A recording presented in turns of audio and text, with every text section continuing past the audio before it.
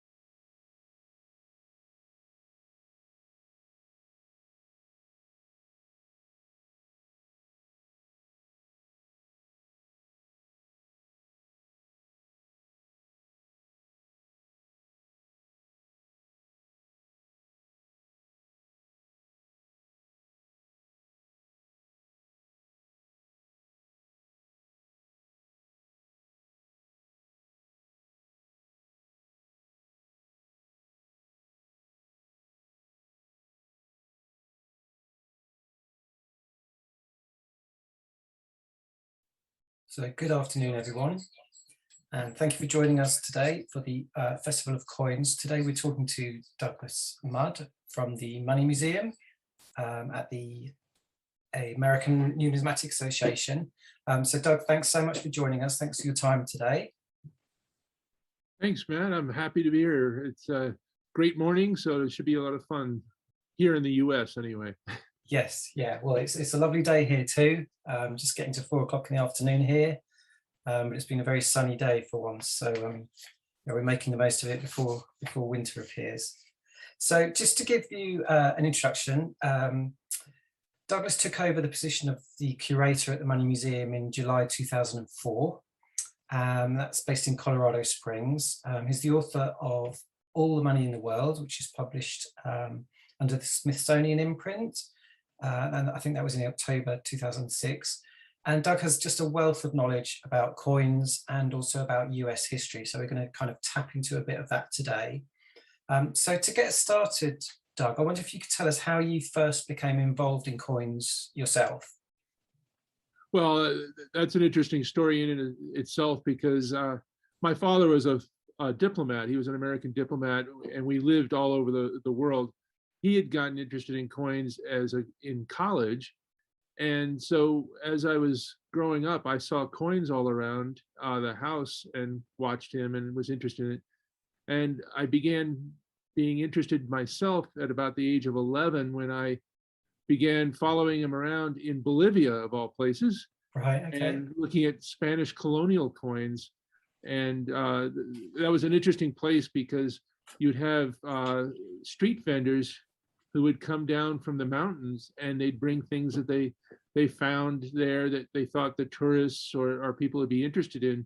Okay. And they realized, oh, well, the American diplomat, he's interested in coins. And so they'd bring coins for him. So we would go around the different places where they'd have their stalls or booths set up and they'd show him the coins. And I got very interested in it. I still have my first coin, which was a little quarter real with a llama and a castle on it. And but I became interested at that point, and then we moved to Syria soon afterwards. And in Syria, I became interested in Roman and Greek coins, particularly Roman coins, because you saw the ruins everywhere. And my parents were both very interested in archaeology and all that. So we went to a lot of places, Palmyra, Jerash, Petra, places that are some of them are famous, as in the movies, even with Petra. Now the gallery is shown in various movies. But so I became interested in that, and I started collecting basically world coins, and then started collecting US coins. Had my little book of US cents, filling in the holes and all that kind of thing. Mm-hmm. And then once I got to basically high school and moved to the US, I discovered girls and football and other things, and lost interest for a while. I kept everything, and I didn't get back to it until when I graduated from college. I was looking for a job. I applied to be a foreign service officer, but it takes about a year to go through the process. So I needed a job in the meantime. And somebody at the school, College of William Mary, actually, so a good relation with Great Britain, because it's the only school chartered by a king and queen of England in the United States. And I got a job at the Smithsonian. And after that, I worked there and decided I wanted to stay in museums. And in 1991, I got a job at the numismatic collection there, the National Numismatic Collection, under Elvira Klein Stefanelli, who was a brilliant researcher and in charge of that collection for many, many years. So that's the basic story. I started collecting again at that point because I was encouraged to, in order to learn more about the coins. And Yeah, okay. It was the start of my serious education in numismatics, I guess. Yeah, okay. So yeah, that was one of my questions actually, was whether you still collect coins yourself, whether you've got a large collection. I do collect coins. I began with Parthian coins. I was being given a tour of the collection when I first started at the Smithsonian, and I noticed these ancient Greek coins that to me were very interesting. To many people, they seem to be very similar, but and then I realized, wow, you could collect these coins versus say Athenian tetradrachms or something for $20 or $30 a piece. And with my salary at the time, that was what I could possibly afford, and they were 2,000-year-old coins, so I began collecting those. And I've branched out beyond a little bit, so I collect medals today, anything from Carl Getz medals to 18th century medals commemorating victories and things of that sort.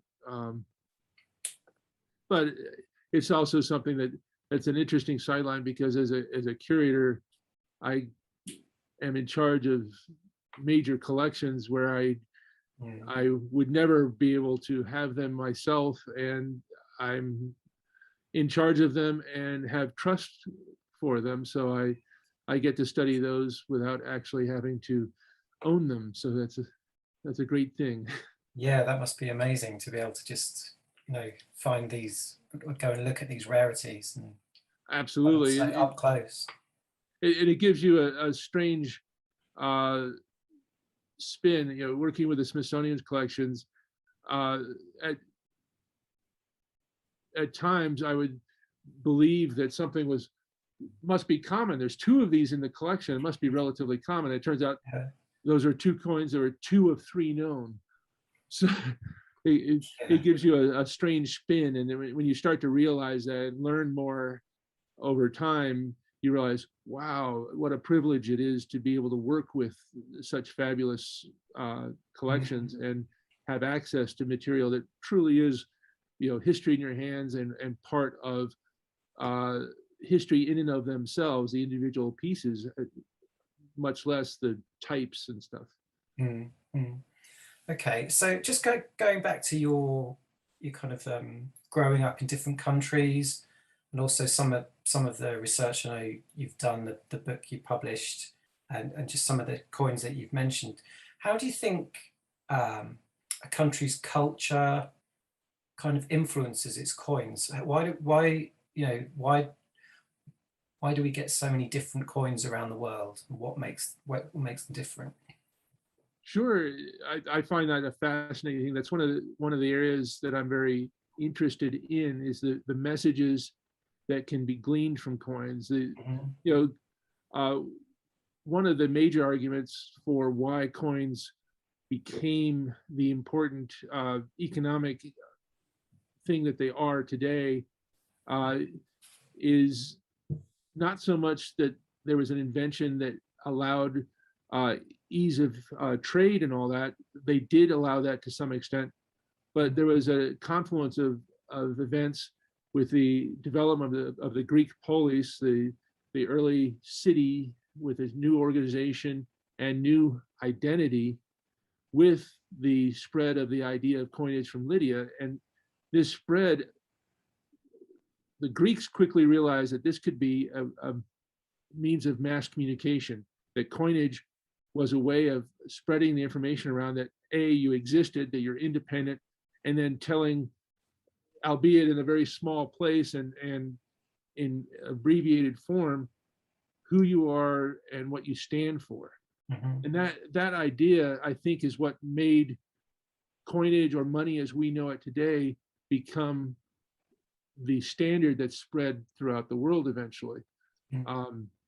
Because it is used as a calling card for a new nation. Even today, a new nation springs up somewhere, and even if they know that their economy is in bad shape, they've had a revolution or civil wars or whatever, it's important to create money, either paper or coinage, that shows that they're independent, that they have the ability. And when they do that, they talk about themselves. So if you look at money throughout the world, it's one of the first impressions you'll get of a country when you go in and you exchange your currency for theirs. Mhm. And you can tell things if you're looking for it. It's something that people don't do much anymore, really. They don't really look at the money and to see what it says. But if you see money that has the same image of a person on it everywhere, you learn something about their government. Either it's a monarchy or it's a dictatorship. If you start seeing images of different people, and there's stories about, oh, this is so and so, oh, they're great artists, or they're great athletes, or they're great personages, something about the country and what they want others to see. Yeah. And then you'll see images of oil wells or factories or scenes of this countryside or agriculture, and you can learn something about them that way as well. Are they a developing nation? Are they Mhm. dependent on certain types of exports? Are they, so it's something that, even though especially in the United States or Great Britain, we don't worry about the money in the same way as far as looking at it, and the messages are arguably a little less important. Mm. But at the same time, there are people who consider them, and they mean something. Mm. As you go back in time, it's even more important. Now, if you look at many nations, monarchies especially, okay, so you've got the king and you've got the coat of arms, and that happens for centuries. But that's not the only story that's there, because you can learn, for example, in Great Britain's coinage, the kings of England claimed to be the rulers of Scotland, Ireland, Wales, well, and then France for Yeah. centuries, even though they never, there was a very short period where there's a joint king, one king. So you get an idea of the aspirations and how a nation wants to be seen. Mm. So that's what's fascinating to me, because over time you also get, especially difficult times, the French Revolution, the English Civil War. Mm. If you look at the coinage, you'll see some very interesting stories told. For example, Cromwell's second coinage, his coinage, where all of a sudden you've had English on the coins for a short while under the Parliament, and the date and all this, and they have a very basic coat of arms because they didn't want to be associated with the royal coats of arms, which were not national, they were more family oriented. Mm-hmm. So you have the cross of St. George subtly over the Irish harp. So there, England over that. Mm-hmm. And then Cromwell comes around and he returns to Latin. He's dressed as a Roman emperor, which I'm sure he never dressed as in real life. Yeah. And you've got the Cromwell lion overlaying the coats of arms of Great Britain, which is oh, perhaps he's trying to do something new here. Yeah, yeah. It's fascinating, isn't it? And I mean, there must be so many of these stories and moments in history that are reflected in the collection that you have there. So Absolutely. this is probably an impossible question. But is there a particular favorite story or a coin that has a story in the collection? If you could pick one. Well, it's interesting. I'm an American, and you'd expect me to be more interested in U.S. coins, and I am very interested Mhm. in them. But perhaps my most famous, the most interesting coin to me, in part because of its fame, but in part because of its artistry, is the Petition Crown. Right. So, an English coin of all things, Yeah. by Thomas Simon, and it's an amazing piece because of its the amazing design and how well executed it was, and then the fact that in 1660, being able to put two lines of edge lettering around the edge Mhm. is technically extremely difficult for that time, and we don't do it today. There are very, very few coins that have that kind of detail on them. So just the story behind that is something that's very fascinating to me. Yeah. Well, Fantastic. aside from being a masterpiece. Yeah, absolutely.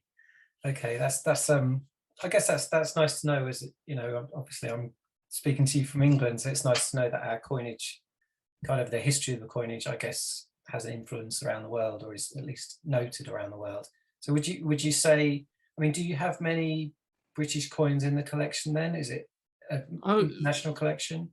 it is an international collection. It was formed with the idea of creating a record of numismatic history from A to Z originally.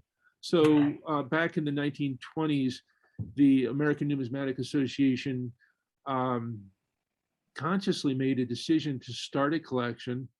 And the way they began it was to basically begin purchasing world mint sets of the time, current mint Okay. sets. Oh, okay. And so that was actually pretty fortuitous. I mean, uh, one of the sets we got was an Australian set of 1930, the one with the penny that's now extraordinarily rare and special. So the time was good, and we had a core collection that was donated by a member, and that became the seed which started the collection we have today. And today we have approximately 275,000 objects in the collection, ranging from stocks and bonds to coins, tokens, paper money, of course, and metals. Mhm. So it's quite a wide-ranging collection, um, with a focus on U.S. material, Mhm. but it ranges way well beyond that. We have something like 12,000 ancient Greek and Roman coins, things like that. So it's Wow. quite diverse. Yeah. And is the collection still growing? Do you still get coins coming in that are new? Absolutely. We're today we're due to receive a collection, a famous collection actually of about 1,000 items of Washingtonia. So tokens and medals celebrating George Washington, Oh, a okay. collection that was actually formed by the um, the most famous early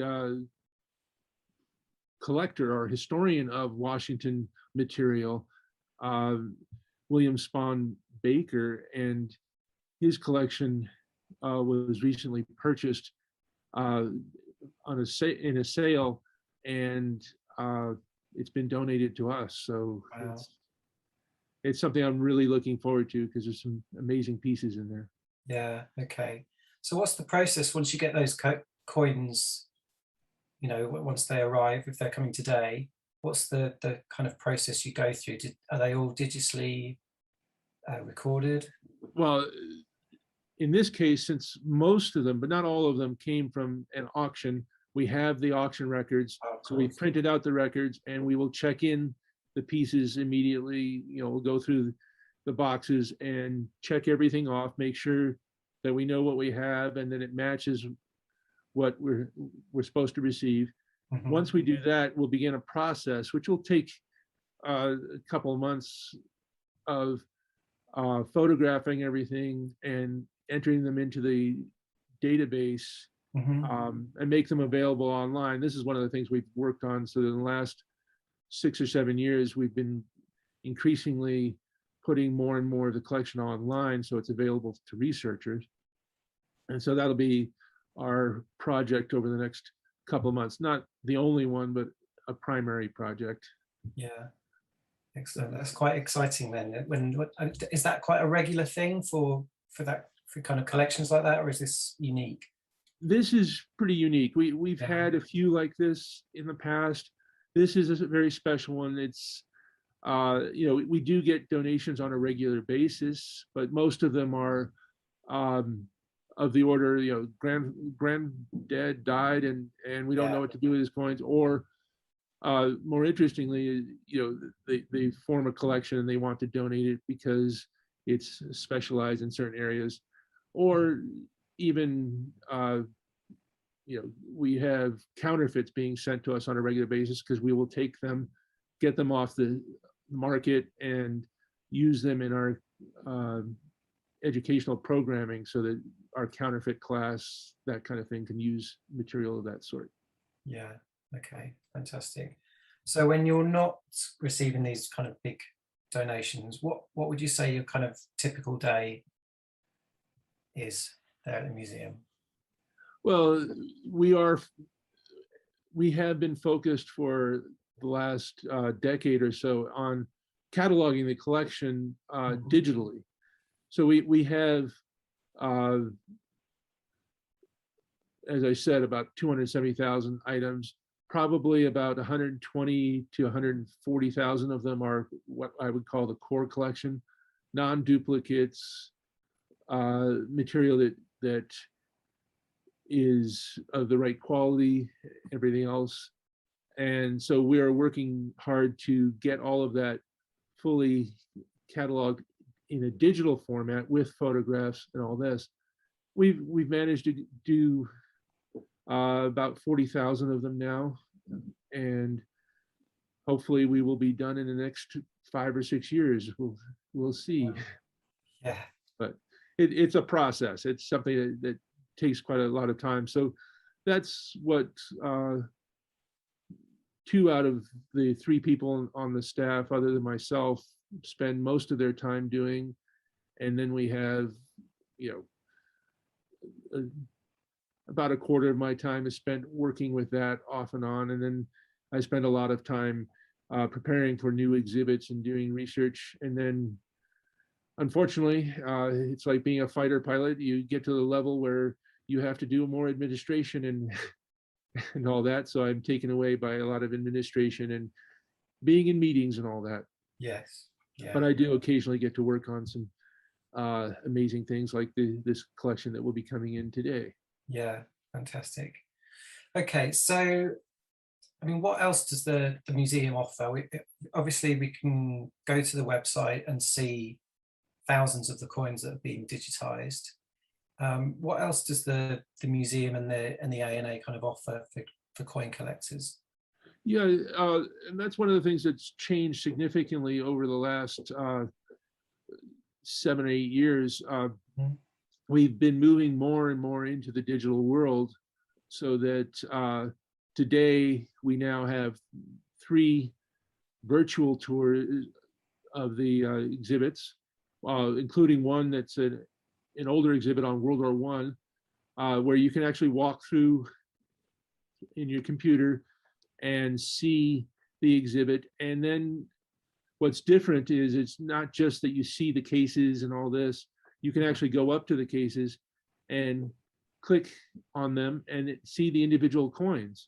Wow. Obverse and reverse blown up on your screen. So it's actually in some ways better than being there in person. I mean, there's still not quite, it's not quite the same as seeing it in person, but being able to see a coin blown up 5 or 6 times or more its actual size means that for somebody like myself, where my near vision is getting worse, Yeah. it allows me to see things that I wouldn't otherwise be able to see in person because they're too small. Now, if you were at a transportation museum with a giant train or something, it's not as important, but for numismatic museums, it's truly important. And we've made some big strides with that. And in fact, we just got an award from the Numismatic Literary Guild in the United States for the best non-trade website this year, just a few weeks ago, based on our History of Money exhibit, where you can see all of these items. Yeah. So we offer that. We also, one of the major things that the ANA has is the world's largest lending library for numismatic items. Our library is a numismatic library, obviously. It has over 100,000 books, periodicals, catalogs, and we are a lending institution. So if you are a member of the ANA, you can borrow the items. It's a little more difficult abroad, simply because of mailing costs, but for the cost of shipping, you can borrow most of the items in our collection, which is pretty amazing. Yeah, that is. I didn't realize that. That's great. And also, you do quite a lot of learning, don't you? E-learning and Yes, seminars, that kind of thing. We have an e-learning program that is expanded vastly, as with most other organizations over COVID. So unfortunately, our summer seminar, which was an in-person program every summer for 2 weeks, we couldn't do for the last 2 years, and we will be doing our best to restart it in this coming year. But we began a series of e-learning programs using Zoom and webinar features that have been very successful. We've had something like 6,000 separate users, and we've done, including creating videos with them, something like 80 or 90 of the, well, I don't know the number exactly, but we've done dozens of them that are recorded now on our website. So there's a lot of material that's available. And it ranges from the basics of coin collecting 101 sort of things to advanced talks on medieval numismatics, or introductions to various series, and counterfeiting, detecting counterfeits, and even some grading courses. Yeah, fantastic. So for people outside the US, there's still plenty that they can get involved with. Absolutely, because all of this is available online. So some of it is based on, you need to be a member, and we've got about a little over 28,000 members right now.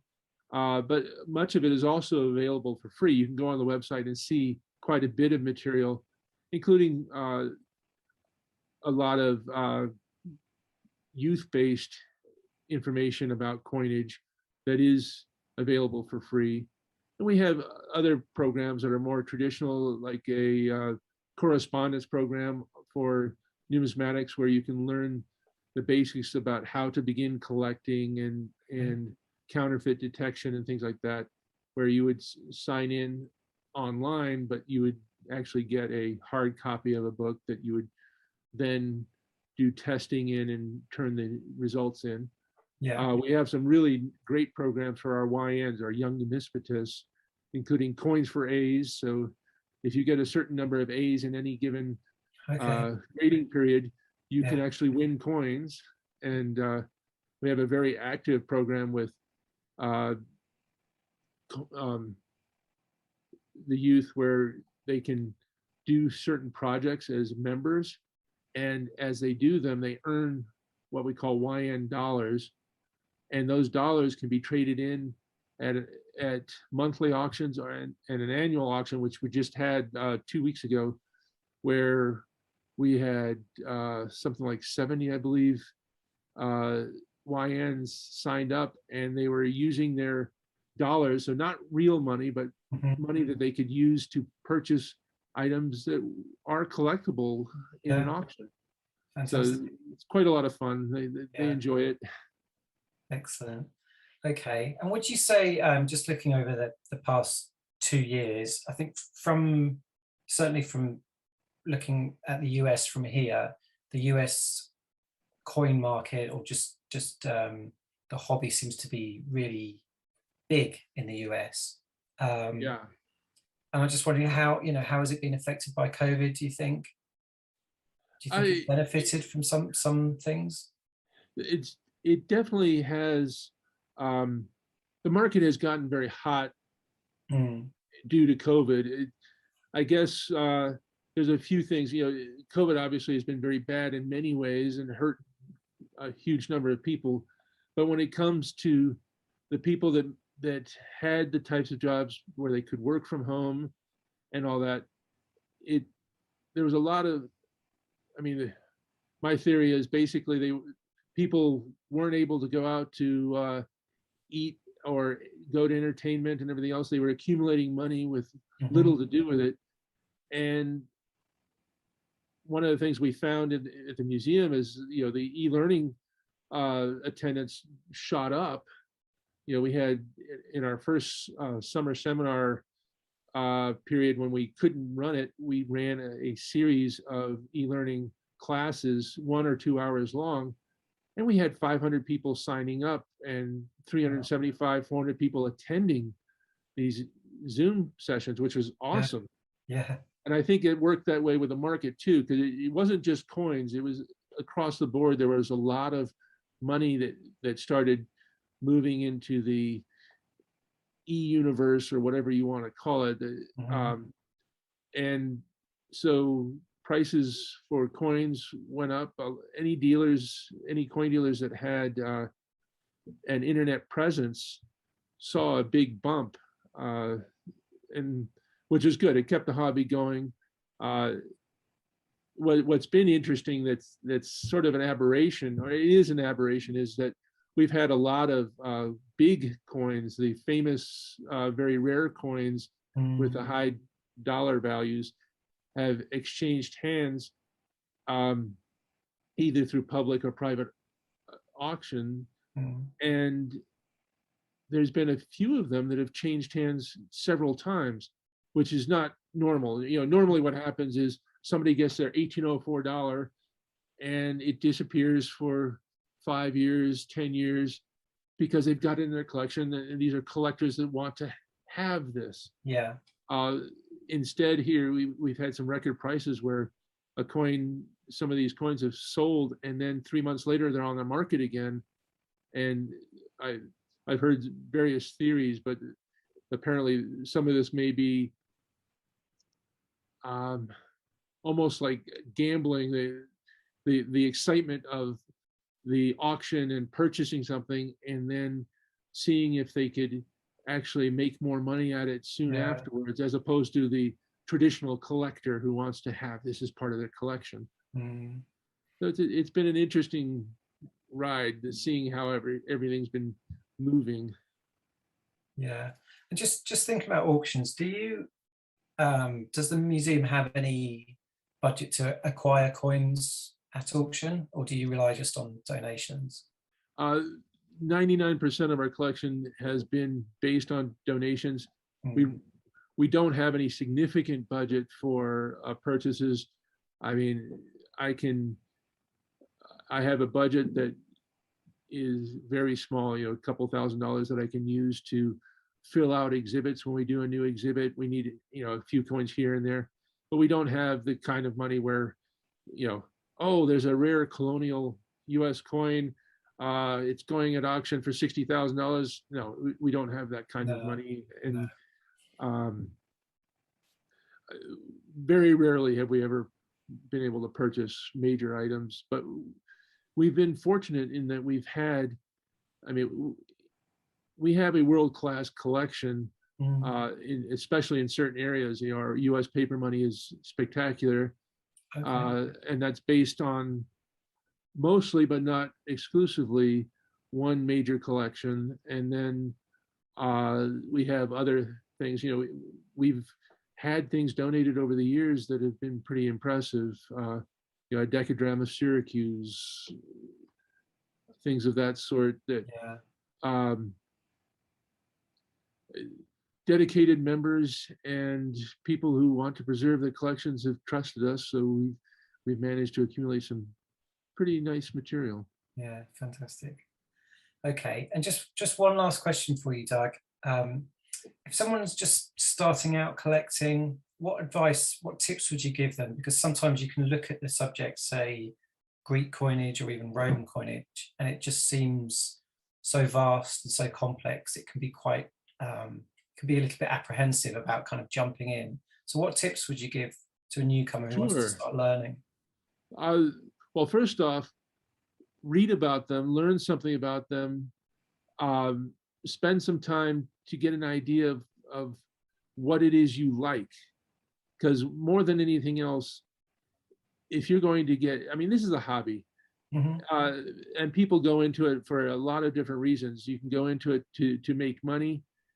Well, that's one way. You can also do it, you know, if you're doing it as a hobby, you need to figure out what it is that you're interested in, and then start looking around and see, um, okay, you're interested in Roman emperors of the early period. So the 12 Caesars, let's say. Hmm. Well, start looking at the coins, see what's available, and you find that, oh, well, they're available in bronze, silver, and gold. What kind of budget do you have? What are you comfortable with that? And then try to start purchasing them, but do it in a disciplined way. Uh, how much money do you have? Don't go above your budget. Hmm. Get the best pieces you can for what it is, you know, within your range. Um, but more than anything else, make sure that you're interested in them and stay disciplined. It's too easy to start uh, just buying things across the board. If you are interested in a huge amount of uh, you know, different subject areas and all that, there are ways of collecting that can encompass that. One of my good friends was creating a collection based on the major um, civilizations of the world. So he would get he got an Athenian tetradrachm because of Athens and its cultural and, you know, cultural and economic importance and all that. And then he would get a Chinese coin that was representative of the first emperor.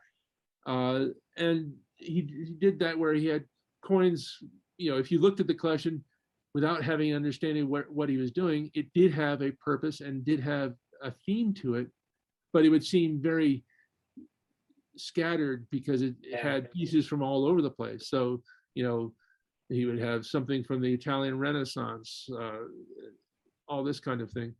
Um, but there's many ways of collecting coins. So I think you have to, one of the axioms we use in the US is buy the book before the coin, do a little bit of research ahead of time. And I've seen people that have had tremendous joy out of their collections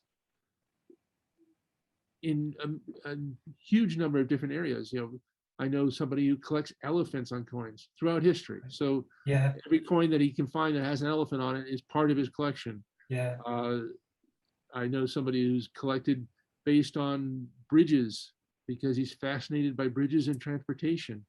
And so, you know, collections from the collection ranges from Roman era all the way up to the modern day, and features coins from all over the world, papal medals, I mean, all sorts of different things.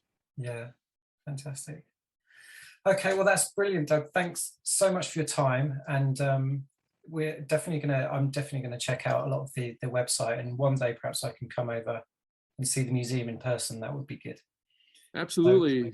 Just make sure we do it ahead of time so I can give you a special tour. It'd be a oh, lot of fun. fantastic. Yeah, that's a definite then. Yeah, as soon as we're allowed to travel, we'll be there. But yeah, thanks so much for your time. Thanks for answering all the questions, and being involved in the Festival of Coins. Have a great day with the donation that's coming in. I hope it's a really interesting day for you. Thank you very much, and Okay. thank you for the privilege of being able to participate in this. It's a great program, so I hope everything's going very well, and have a great day. Thank you. Thanks, Doug. Speak Bye-bye. soon. Don't miss the festival showcase for more supporters of the Festival of Coins.